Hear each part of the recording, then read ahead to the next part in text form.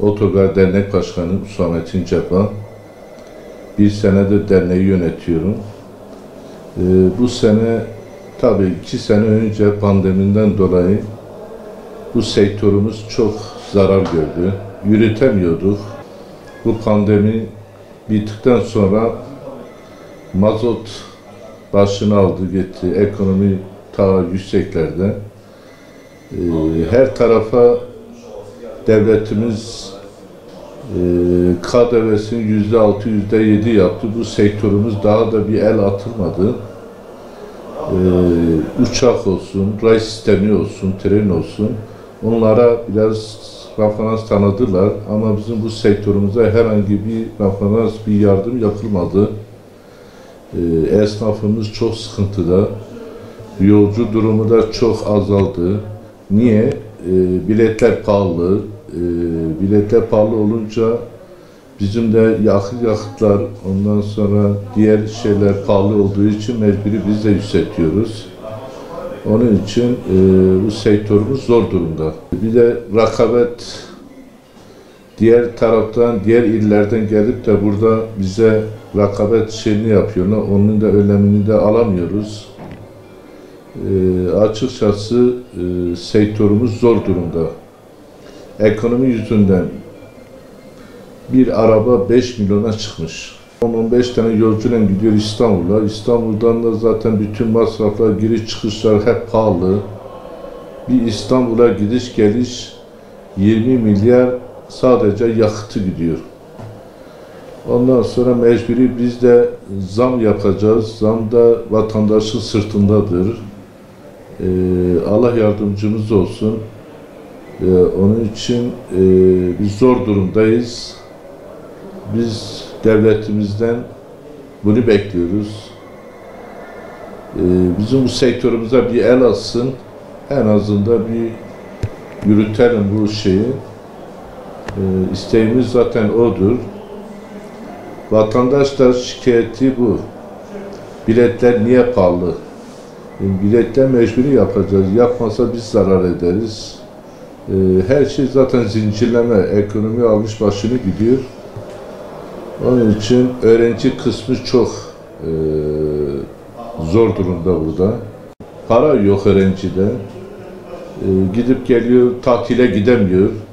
Burada bu sene mesela bu bayram tatilinde %70 öğrenci gitmedi. Çünkü hayat pahalılığından dolayı biletler pahalı olduğu zaman öğrenci gidemiyor. Bizim de bu sektörümüz hep öğrencilere bağlıyız. Onun için biz devletimizden bunu istiyoruz. %18 KDV'mizi %6, %7 yapsınlar. Yani yoksa kurtaramıyoruz, gitgide gerileniyoruz. Eskiden 46 yolcu vardı, 55 kişilik vardı. Şu anda 40 tane, 39-40 tane yolcuyla gidiyor. O da hiç dolmuyor. Biletler, hayat pahalılığı fazla olduğu için kimse gitmiyor. Mecburi olmayana kadar kimse gitmezdi. Eskiden bir yere bir taziye, düğün, seyran olduğu zaman 10-15 kişi giderdi. Şu anda bir kişi gidiyor. Bir de öğrenci, bizim hep öğrenci, asker, öyle askeri de uçağa verdiler. Bu sektörü bilmiyorum yani gitgide geriliyor. Sektör bir ağır bir sektör. Neredeyse daha kiraları da veremiyoruz. Mesela otogarın. Onun için gerçekten zor durumdayız.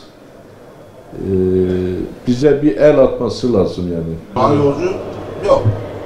Bayram hazırdır. Oturuyoruz. Bu azaldan beridir değil mi? Bu bayram hazırda nasıl yolcu olmadığı bağlılık var tabii. Ahmet Kesen, eskisine göre fazla bir yoğunluk yok abi. Fiyat yüksekliğinden, pahalılıktan dolayı.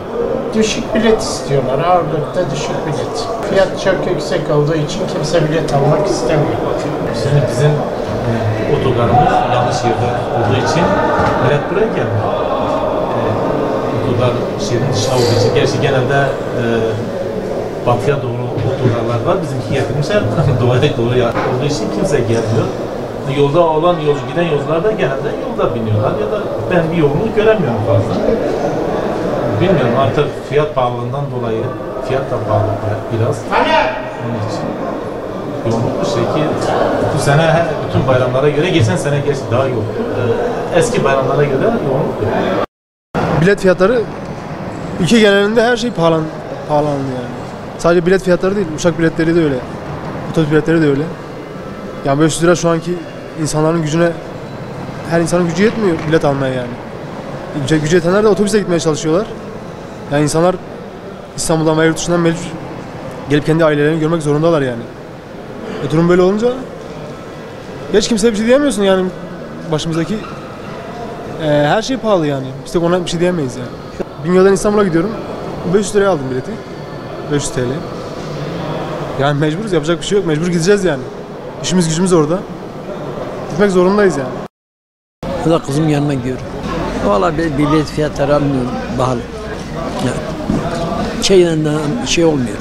Yani Bingöl'den İstanbul'a gidiyorum. Bilet fiyatları kişi başı 500 lira. Bugünkü ekonomik şartlara göre normaldir yani iyidir. İşte yolculuk İstanbul'a şu an.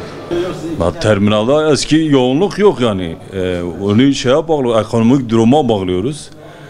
Ekonomik durum iyi olmayınca insanlarımız da seyahat edemiyor. Evet. Yoğunluk yok yani. İşler kesat diyelim. İşler iyi değil. İyi olmasını bekliyoruz. İstanbul'a gidiyorum. Ben hastayım, doktora gidiyorum. Bilet 500'de.